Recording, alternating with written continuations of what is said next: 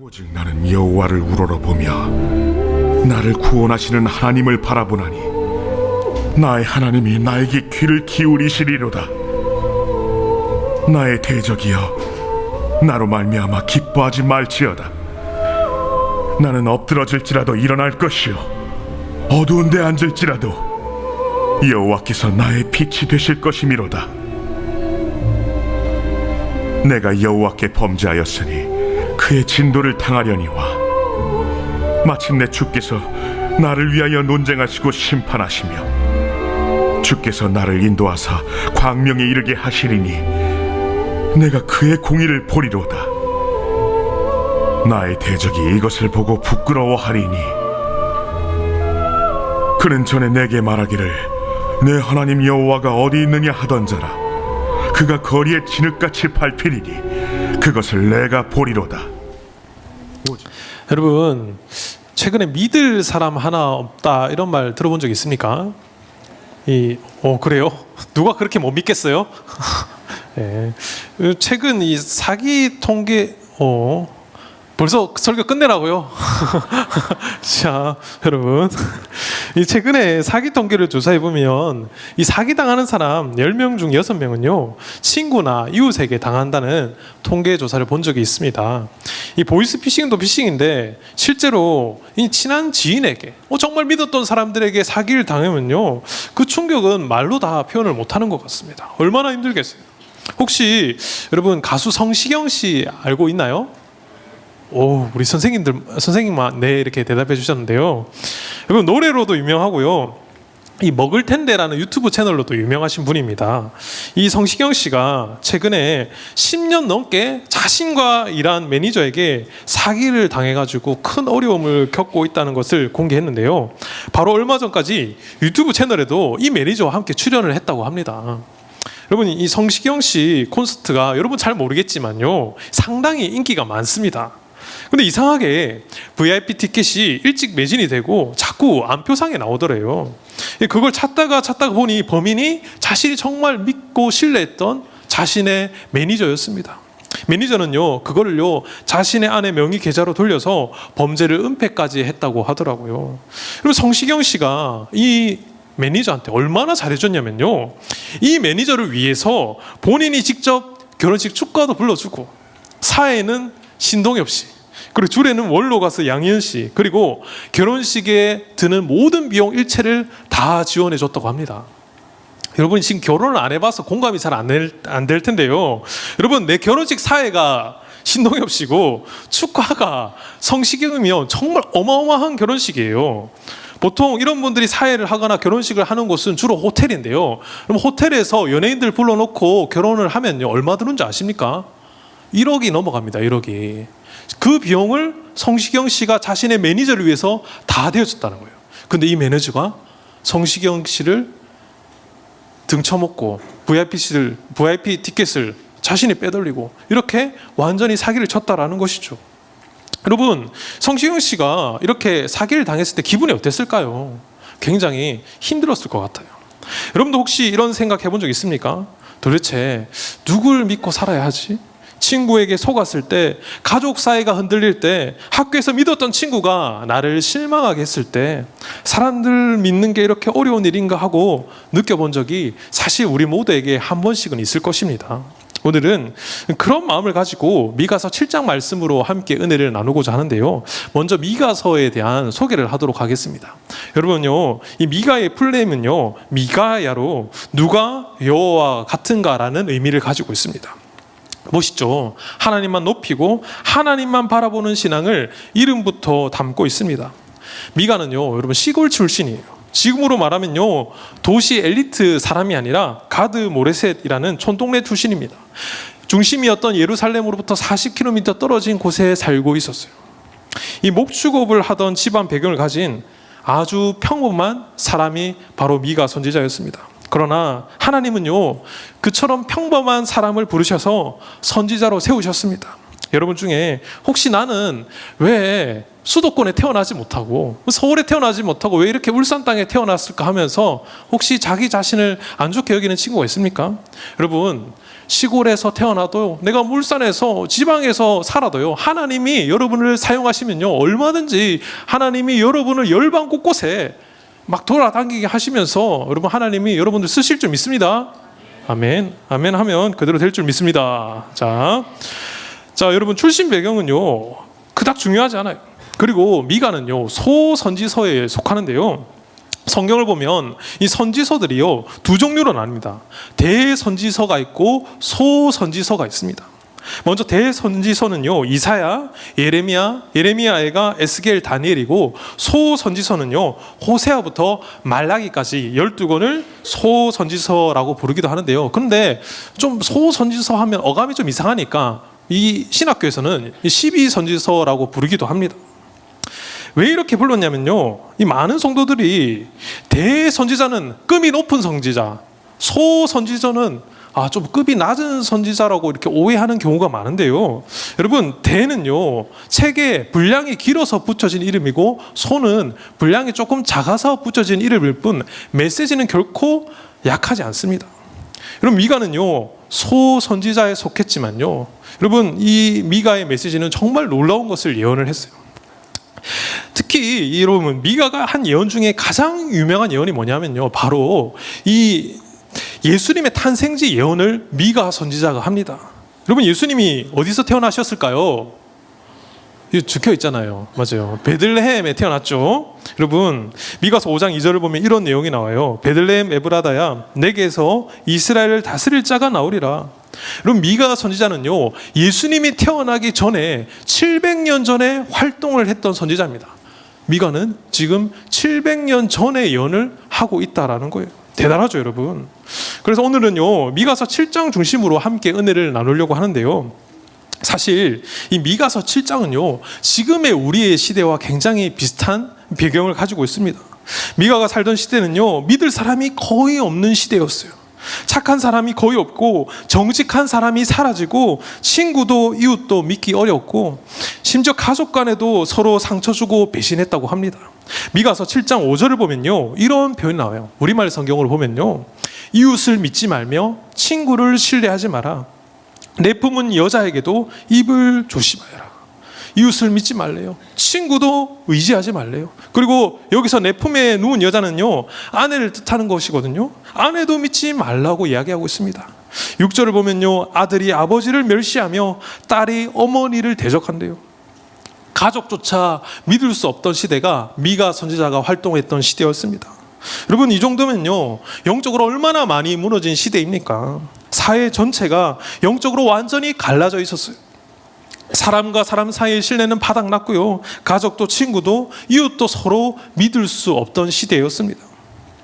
여러분, 사실 우리가 살고 있는 시대도 크게 다르지 않습니다.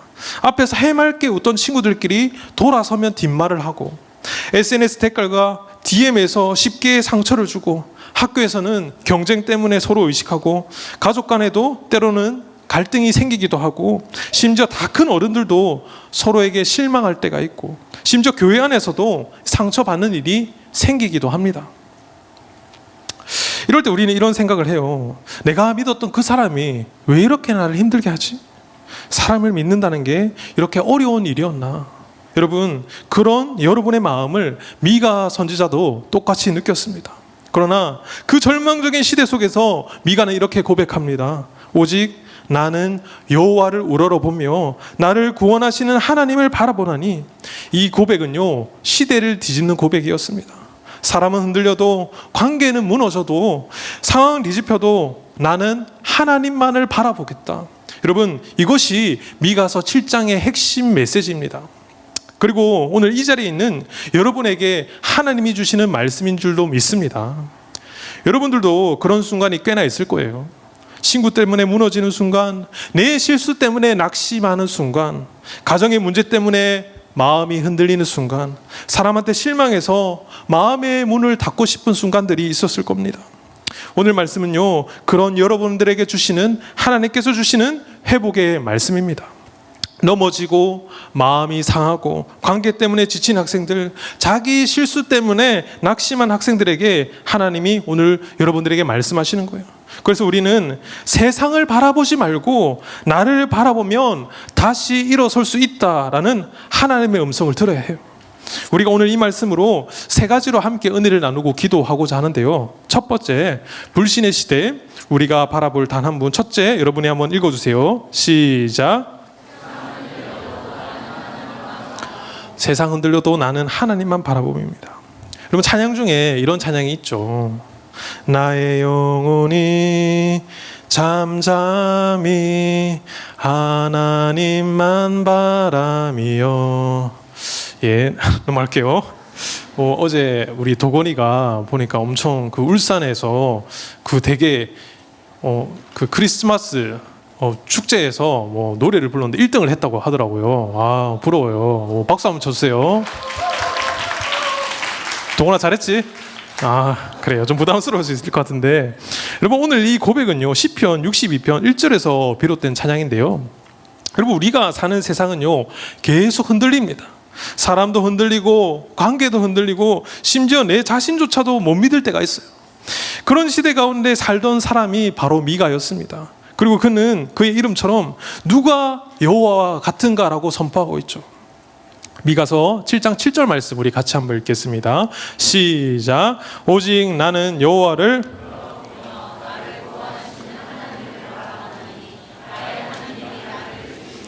아멘. 여기서 우러러 본다라는 말은요 히브리어로 차파라고 하는데, 이 단어는 단순히 그냥 한번 쳐다본다가 아니라 계속해서 지속적으로 바라본다라는 의미를 가지고 있습니다. 여러분, 우리는 힘들 때 여러분 하나님 앞에 나아가야 됩니다, 하나님을 바라봐야 됩니다라는 말씀을요 수도 없이 듣습니다. 그런데 미가 선지자는 그 정도로 안 된다는 거예요. 우리는 너무 짧게 하나님을 바라본다라는 것입니다. 우리는 하나님을 우러러 봐야 한다. 계속적으로 지속적으로 하나님만을 바라봐야 된다라는 거예요. 비록 지금 당장 내가 처한 상황이 바로 해결되지 않아도, 계속 어려운 일이 지속되고 있어도 우리는 끊임없이 땅이 아니라, 문제가 아니라 하나님만을 바라봐야 된다라는 것이. 여러분, 혹시 배를 타본 적이 있습니까? 여러분, 배가 흔들릴 때 바닥이나 휴대폰 보고 있으면 어때요? 더 어지러워요. 멀미 납니다. 저번 제주 단기선교 노인정 팀은요 이 비양도라는 곳을 간 적이 있는데요, 제가 가보니까 여름에는 파도가 좀 덜한데 겨울에는 파도가 장난 아니더라고요. 배가 바이킹 수준으로 갑니다. 이번에 단기선교 답사랑 목사님들이 한번 다녀오게 되는데요, 한번 보도록 할게요. 제가 찍었습니다.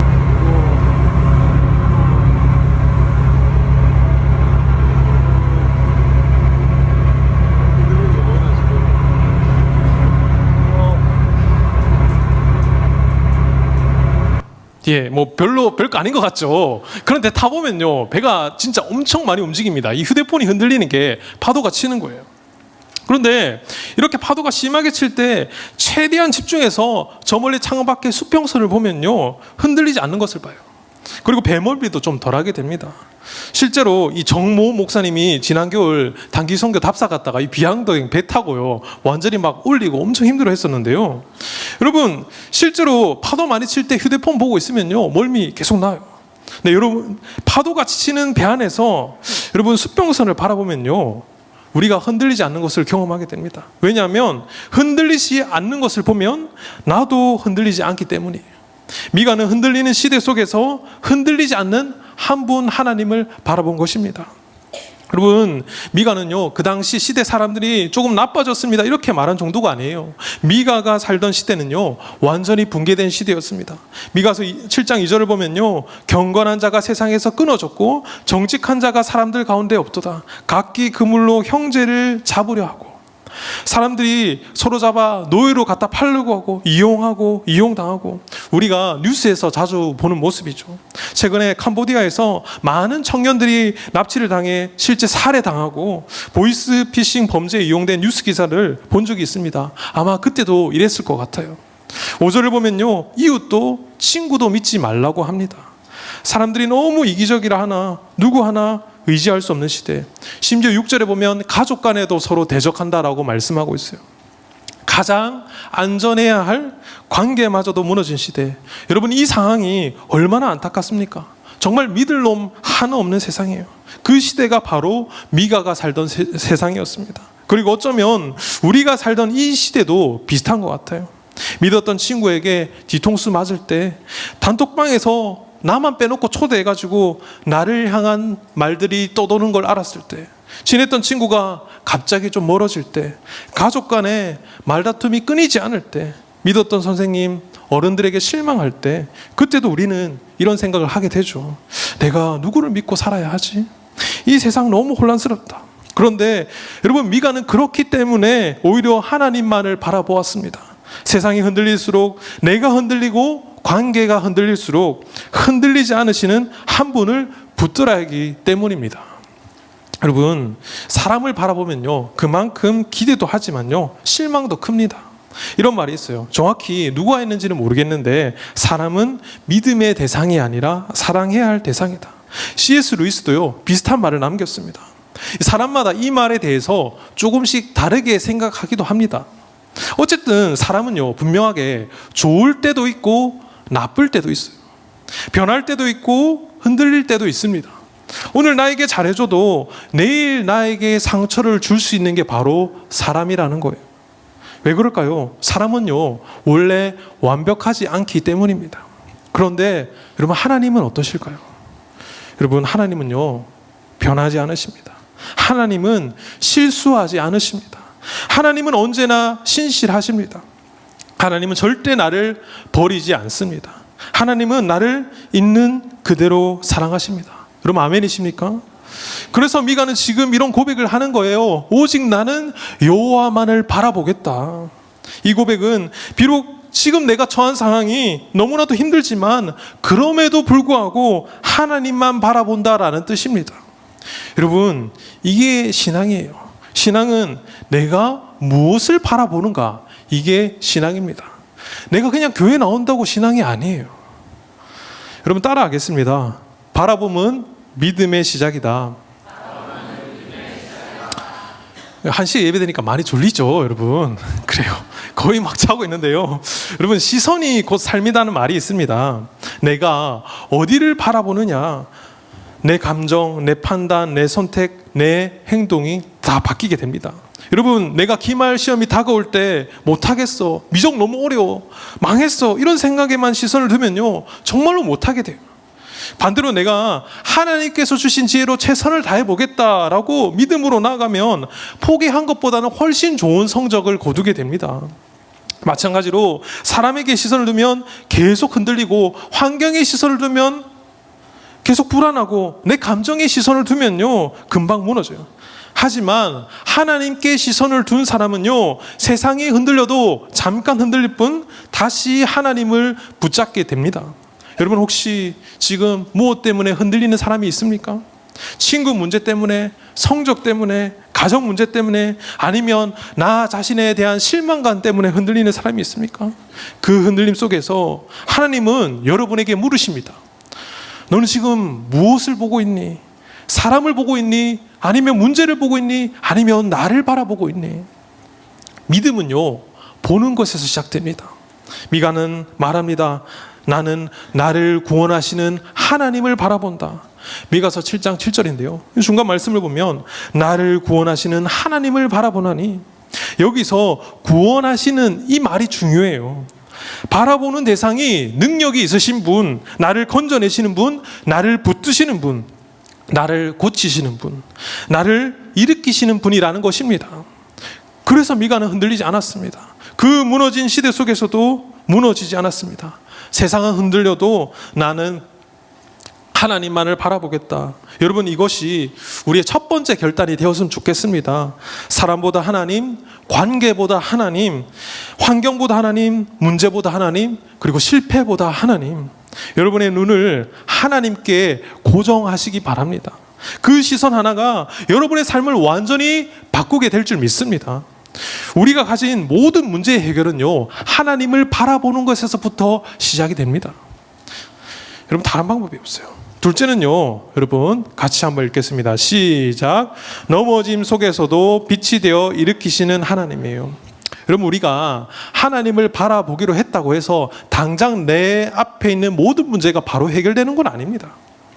믿음이 있다고 해서 여러분 넘어지지 않는 것도 아니에요. 우리는 때때로 실수하고 죄짓고 낙심하기도 합니다. 그런데 미가는요, 놀라운 고백을 해요. 우리 7장 8절 말씀 같이 읽겠습니다. 시작. 나는 엎드러질지라도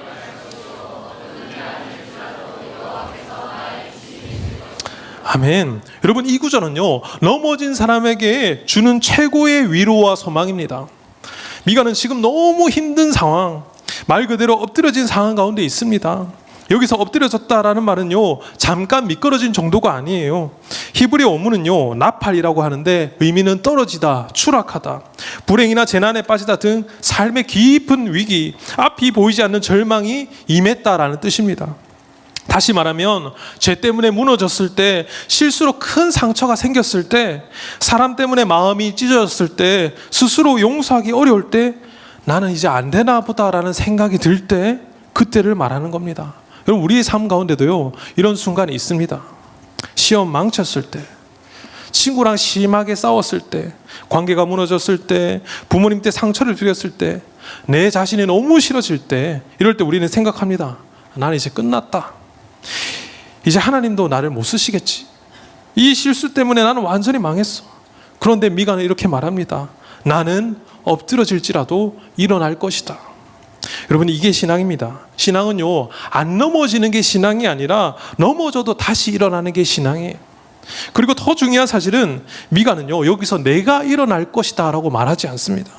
여기서 중심은요, 하나님의 역할이에요. 미가는 말합니다. 여호와께서 나의 빛이 되신다. 빛은 여러분 어디에 필요합니까? 빛은요, 어둠 속에서만 빛이 납니다. 내가 완벽할 때, 내가 잘할 때, 내가 승승장구할 때는요, 솔직히 빛이 필요 없어요. 하나님은 내가 어둡고 캄캄한 곳에 있을 때 가장 밝게 임하시는 분이십니다. 여러분요, 빛은 세 가지 역할을 하는데요, 첫 번째는요, 방향을 보여줘요. 어둠 속에는요, 앞이 안 보입니다. 나는 지금 어디로 가야 하지? 내 인생이 어디서부터 잘못된 거지? 그때 하나님은 우리의 인생길을 열어주시고 길을 안내해 주신다라는 거예요. 둘째는요, 어둠을 밀어내요. 빛이 오면요, 어둠은 자동적으로 사라집니다. 빛이 들어오기만 하면요, 어둠을 힘을 잃게 되어요.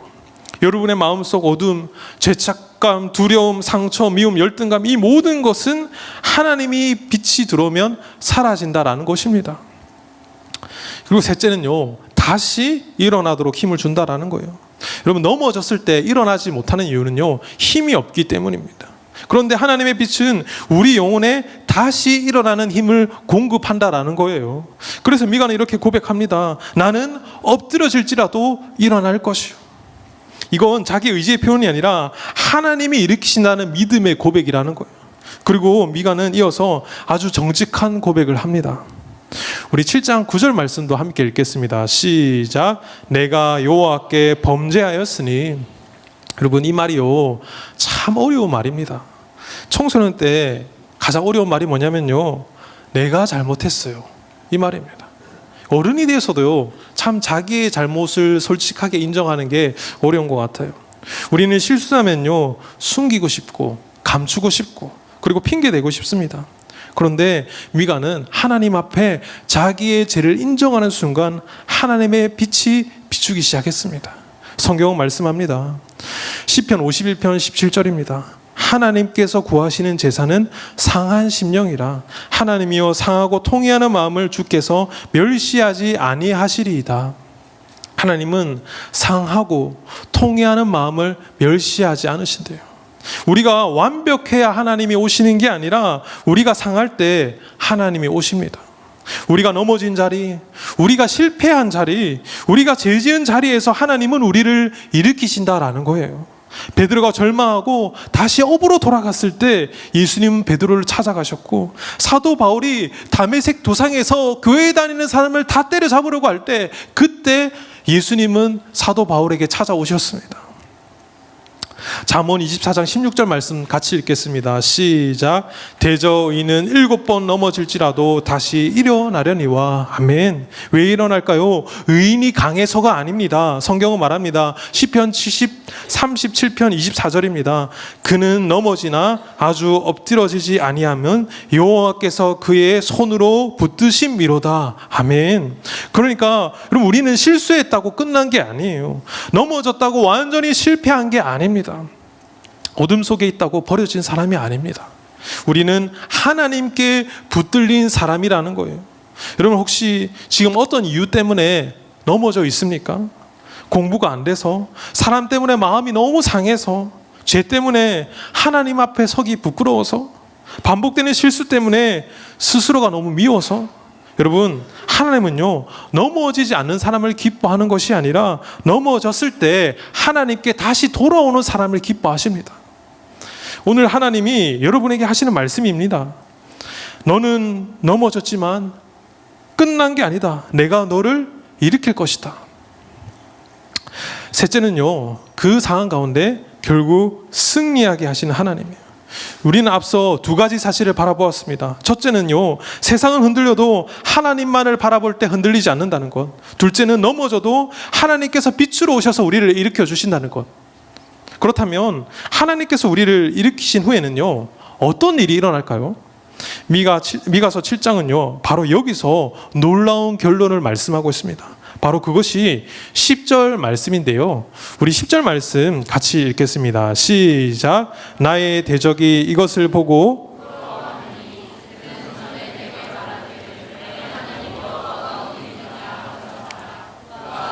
진흙같이 밟히리니 그것을 내가 목도하리로다. 아멘. 여러분, 이 구절은 단순히 원수가 망한다 이 정도가 아닙니다. 이건 하나님의 성품을 보여주는 메시지예요. 대적들이 뭐라고 조롱했습니까? 너희 하나님이 어디 있느냐? 종종 우리는 학교나 직장에서 이런 말을 듣습니다. 뭐 교회 다닌다고? 하나님 내 눈앞에 보여봐라, 내가 한번 믿어볼게. 혹시 이런 말 들어본 적 있습니까? 저는 직장 다니면서 그런 말을 들어본 적 있어요. 우리 뭐 희망 행복 축제 같이 이런 거 하잖아요. 그러면 저도 이렇게 옆에 다니는 뭐 선임 직장 뭐 이렇게 동기들한테 이렇게 교회 한번 가자고, 하나님 너무 좋으신 분이다 이렇게 얘기하면, 하나님 내 눈앞에 보여보면 내가 믿어볼게, 이런 말을 많이 하시더라고요. 또 이렇게 힘들 때마다 기도하고 있으면 또 옆에서 슬 와서 이런 말을 해요. 기도한다고 뭐 달라지나? 기도하면 밥이 나오나? 저희 아버지께서 엄청 많이 하셨습니다. 너는 교회 다니면서 왜 이렇게 사냐? 하나님이 계신데 내 인생은 왜 이 모양 이 꼴이냐? 믿음으로 살아봐야 달라지는 거 아무것도 없다. 이 조롱은요, 단순한 말이 아니라 하나님을 향한 불신에서 나온 말입니다.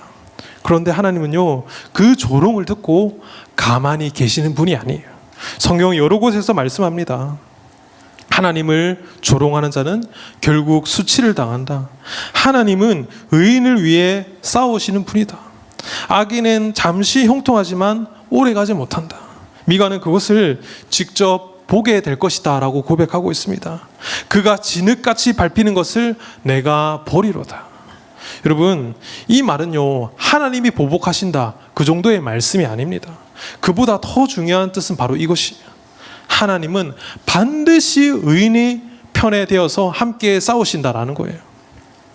여러분, 10절에는요 중요한 개념이 하나가 있는데요, 바로 신원이라는 개념입니다. 이 신원은요, 억울함을 풀어준다라는 뜻인데요, 즉 하나님이 내가 설명하지 못한 것을 설명하시고 내가 해결 못한 것을 해결하시고 못 이긴 싸움을 대신 싸워주신다라는 것입니다. 여러분, 우리 청소년 시기에 참 억울한 거 많죠.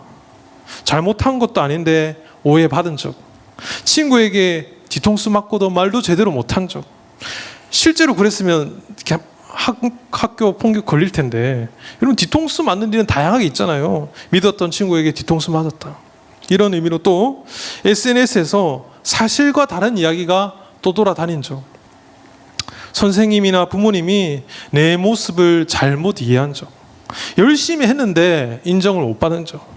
우리는 억울할 때 내가 직접 복수해야지, 내가 꼭 해명하고 말 거야, 내가 직접 증명해야지, 이런 마음이 생길 수 있다라는 거예요. 그런데 성경은 말씀합니다. 출애굽기 14장 14절입니다. 여호와께서 너희를 위하여 싸우시리니 너희는 가만히 있을지니라. 아멘. 하나님은 우리가 설명하지 못한 것을 설명해 주시고, 우리가 직접 풀지 못한 것을 풀어주시고, 우리가 갚지 못한 억울함을 하나님께서 대신 갚아주십니다. 그래서 미가는 이렇게 고백하는 것입니다. 그가 부끄러움 당하는 것을 내가 보게 될 것이다. 여러분, 명심하시기 바랍니다. 의인은요, 싸움으로 이기는 것이 아니라 하나님으로 이기는 거예요. 이게 여러분 진짜 힘들어요. 여러분이 싸우지 말고 하나님께 기도하면서 한번 맡겨보시기 바랍니다. 여러분이 꼭 이것을 경험해 봤으면 좋겠어요. 소리 지르고 같이 싸우면요, 반드시 후회합니다. 그럼 제가 많이 경험해 봐서 알아요. 여러분, 하나님께 맡기면요, 하나님이 더 크게, 더 놀랍게 일하신다는 거예요.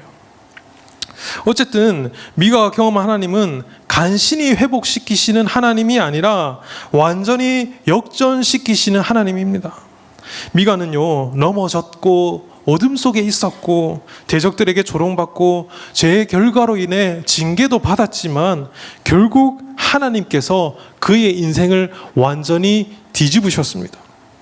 성경에서 하나님은요, 언제나 역전의 하나님이세요.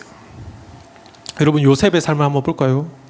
여러분, 요셉은요, 막 형들에 비해서 운도 많이 꾸고 채색업도 있고 지 잘난 맛에 살던 사람이었습니다. 그런데 결국 어떻게 되죠? 형들에게 의해서 애굽의 종으로 팔려갔습니다. 종으로서 열심히 그때부터 좀 똑바로 한번 살아보자 했는데 거기서 어떻게 됩니까? 누명을 써요. 그리고 누명을 써서 어떻게 됩니까? 감옥까지 갑니다. 인생이 계속해서 거꾸로 흘러가요. 그런데 감옥에서 단 한 번에 하나님께서 일으키시는 그 꿈 해몽으로 인해서 감옥의 죄수에서 한 번에 애굽의 총리가 되죠. 여러분, 다윗은 어떤 사람이었습니까? 한낱 목동에 불과한 사람이었습니다. 사무엘이 이새의 아들 중에 왕을 뽑기 위해 찾아갔을 때 다윗은요, 그 자리에 있지도 않았습니다. 저 멀리 양치는 그런 목동에 후보군도 들어가지 못하는 다윗이 하나님께서 일하심으로 말미암아 이스라엘의 왕이 되죠. 여러분, 베드로는 어떤 사람입니까? 성경을 불같고 주는 그리스도시요 살아계신 하나님의 아들입니다. 다른 사람은 부인할지언정 저는 절대로 주님을 배신하지 않겠습니다 라고 고백했던 사람이 새벽 닭이 울기 전에 예수님을 3번이나 모른다고 부인했던 사람이 베드로예요. 베드로가 그렇게 하고 나서 울었다고 성경에 나오고 있습니다. 그리고 그는 도저히 내가 다시 예수님의 제자로 갈 수 없다, 예수님의 제자로 살 수 없다, 다시 그는 물고기 잡는 업으로 돌아갔습니다. 그때 여러분, 베드로를 찾아온 게 누굽니까? 바로 예수님이죠. 예수님은 다시 한번 네가 나를 사랑하느냐 이렇게 3번 물으신 다음에 베드로에게 목양의 사명을 맡기십니다. 그리고 베드로는 후에 교회의 기둥이 되죠. 여러분, 로마 가톨릭 다 알고 있죠. 로마 가톨릭이 믿는 초대 교황이 누구냐면 바로 베드로예요. 그래서 여러분, 너무 그래요. 굉장히 피곤해 보이네요, 여러분. 설교할 맛이 안 납니다. 그래요. 알겠습니다. 그럴 때도 있죠. 자, 그리고 바울은요, 교회 박해자였어요. 그럼 바울은 교회 다니는 사람을 어떻게든 감옥에 가두고 스데반 집사님이 순교할 때 여러분, 그 돌을 던지려고 하는 그 사람들의 옷을 보관하고 있던 사람이 바로 사도 바울이었어요. 그런데 그 사도 바울은 어떻게 됐습니까? 다메섹 도상에서 예수님을 만나고 그 이후에 여러분, 이방인을 위한 전도자로 평생을 헌신하면서 살아갔습니다. 신약 성경의 3분의 1 이상을 기록을 했어요. 우리 하나님은요, 실수로 넘어지고 죄로 낙심하고 사람들에게 무시받고 상처로 쓰러진 사람들을 결국은 다시 세우시는 분이신 줄 믿습니다. 여러분의 인생도 마찬가지예요. 지금은 내가 좀 못하는 것 같고 실패같이 하는 거 보여도, 지금은 내가 조롱받는 것 같이 보여도, 지금은 아무도 나를 알아주지 않는 것 같아도요, 여러분, 하나님은 여러분의 인생을 그냥 절대로 그 상태로 내버려 두지 않으십니다. 여러분, 지금 어떤 싸움 가운데 있습니까? 나를 무너뜨리려는 말들, 내 실수 때문에 생긴 부끄러움, 관계 때문에 받은 상처, 하나님이 어디 계시냐라는 시험, 스스로 느끼는 열등감과 절망, 그 싸움을요, 여러분이 혼자 싸우지 않아도 됩니다. 하나님이 함께 하시고 하나님이 역전시켜 주신다라는 거예요. 말씀을 마무리하겠습니다. 여러분의 요즘에 참 세상에 믿을 사람 없는 것 같아요. 여러분들 중에 어떤 친구는 아직도 우리 사회는 살만한 사회라고 생각할지도 모르겠습니다. 그러나 많은 청년들이 고소득 알바에 속아서 보이스피싱 범죄에 연루되고 전과자가 되고 마약 던지기에 연루되어서 젊은 시절을 감옥에서 썩곤 합니다. 여러분, 저한테도 얼마나 많은 문자가 오는지 모릅니다. 투자, 이거 투자하면 바로 내일 200% 오른대요. 그럼 본인이 알고 있으면 되지 왜 저한테 알려주는지 모르겠어요. 그런 거 여러분 엄청 많아요. 막 호의를 베풀어 준다, 여기 투자하면 뭐 무조건 오른다. 여러분, 사회는 굉장히 냉정합니다. 캄보디아 좋은 일자리 많다고 해서 갔어요. 근데 그곳이 지옥인 줄 누가 알았겠어요? 여러분, 사회는 굉장히 냉혹해요. 그냥 호의가 없습니다. 여러분이 대학을 갔는데 잘 모르는 사람이 잘해줘요. 그러면요 100% 일단 의심을 해봐야 됩니다. 특별히 이성인데, 자, 우리 고3 이제 대학을 가잖아요. 그러면 우리 고3들한테 준영이가 제 앞에 있는데요, 준영이가 이제 서울에 대학을 아마 가게 될 것 같아요. 경기도권에. 오, 좋죠. 수도권에 대학 가면 좋은 거 아니에요, 여러분? 다들 막 서울대 이상 가나 보죠, 여러분? 그래요. 하여튼 준영이 공부를 좀 잘해서 수도권에 대학을 이번에 가게 될 확률이 좀 많이 높을 것 같은데, 맞죠? 못 가요? 수도권으로? 그래요. 수도권밖에 안 썼다고 하지 않았어? 울산으로 가게 됐어? 괜찮아요, 여러분. 인생 만만한 게 아닙니다, 여러분. 힘을 내시기 바래요, 준영아. 어쨌든 준영이가 울산대에 갔어요. 하영이나 기분도 안 좋은데 울산에 갔는데 갑자기 어떤 여학생이, 미모의 여학생이 준영이한테 이유도 없이 잘해줘. 그러면 여러분, 이 사람은 뭐라고 봐야 됩니까? 신천지일 확률이 굉장히 높습니다. 여러분, 이단 교육을 잘 받았네요. 여러분, 갑자기 분명히 원래 안 그랬는데 대학 가서 미모의 혹은 굉장히 잘생긴 남자가 나한테 잘해주면요 100% 일단 의심을 해봐야 됩니다. 여러분, 혹시 정말로 긴가민가면 우리 조준일 목사님께 꼭 전화하세요. 이 사람이 갑자기 저에게 너무 잘해주고 어떤 언니 만났는데 너랑 저랑 너무 잘 맞아요. 그런데 수요일마다 흰 옷을 입고 어디 가는 것 같아요. 이러면요 분명히 의심을 해봐야 된다라는 거예요. 세상에 여러분, 이단이 얼마나 많은지 모릅니다. 여러분, 농담이 아니라 대학생 10명 중 2명이 대학교에 가서 이단에 빠진다고 해요. 이렇게 이단 교육을 아무리 받아도 정 때문에, 관계 때문에 넘어간다라는 거예요.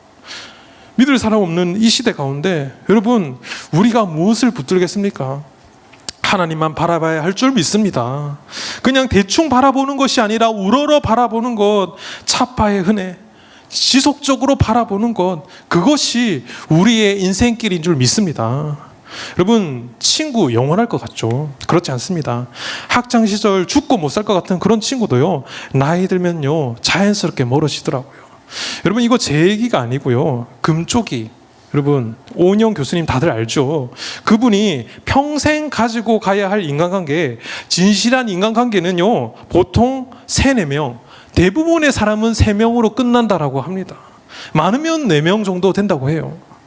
우리 우정 영원해. 혹시 중등부 임원 친구들 우리 우정 너무 영원해, 우리 계속 가자, 우리 평생 가자. 그렇지만 고등학교 올라가는 순간, 시험이 너무 바쁜 순간 여러분 모르게 자연스럽게 멀어지게 돼요. 여러분, 결국에 우리 인생은요 하나님밖에 없습니다. 특별히 우리 집사님들 또 결혼 생활 하시면서 어떻습니까? 여기까지 하겠습니다. 여러분, 하나님밖에 없게 된다니까요. 여러분, 사람에게 상처받고 너무 힘들어하지 마세요. 여러분 곁에는 여러분을 절대로 떠나지 않으시고 더 좋은 삶, 더 나은 삶을 주길 원하시는 예수님이 계시다는 것을 여러분 꼭 기억했으면 좋겠습니다. 여러분, 이 시간 우리 반주 좀 해주세요. 말씀 생각하시면서 같이 기도했으면 좋겠는데요.